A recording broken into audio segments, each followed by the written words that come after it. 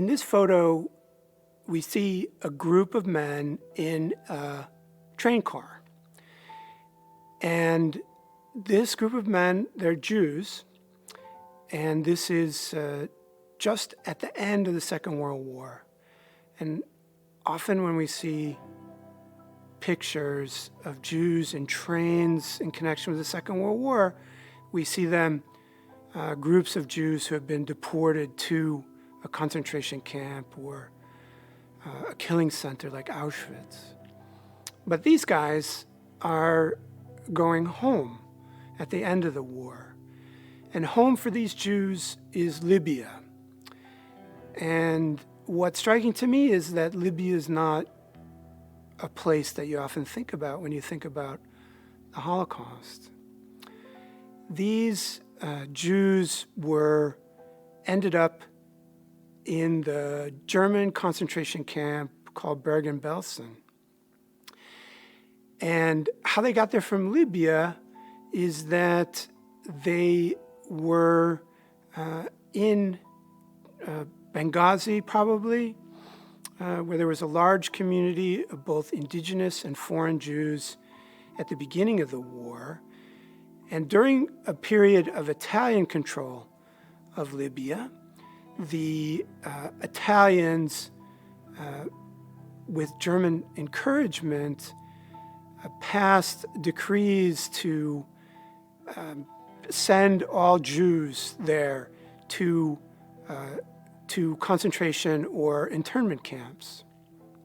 So many of the Jews who had Italian citizenship or who were indigenous to Libya were sent to a camp in the desert in Libya. And actually hundreds of Jews died in that camp due to the horrible conditions there before the end of the war.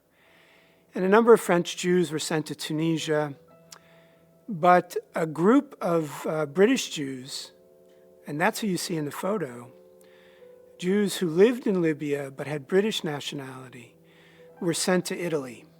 And they were interned in Italy in a detention camp. And when Italy surrendered to the Allied forces, towards the end of the war, the Nazi Germany occupied the part of Italy that was not in control of the Allies. And Nazi Germany then took all the Jews that it could round up to send them to concentration camps and to killing centers. And this is how many Italian Jews ended up being murdered at the end of the war as part of the Holocaust. But these British Jews were not sent to Auschwitz. They were sent to a concentration camp in Germany and were put to work for the remainder of the war. And I think it's interesting on the photo, if you look on the boxcar, there's a English flag, and it's written in English that they're going to Tripoli. And so they're going back home, they're going to Libya, and even though the British are in control of Libya when they get back, you can't help thinking about the future that they're going to face. And unfortunately, after the war, there was a series of violent attacks against Jews, and by 1948 and later, most of the Jews who had lived in Libya, some for generations, had left.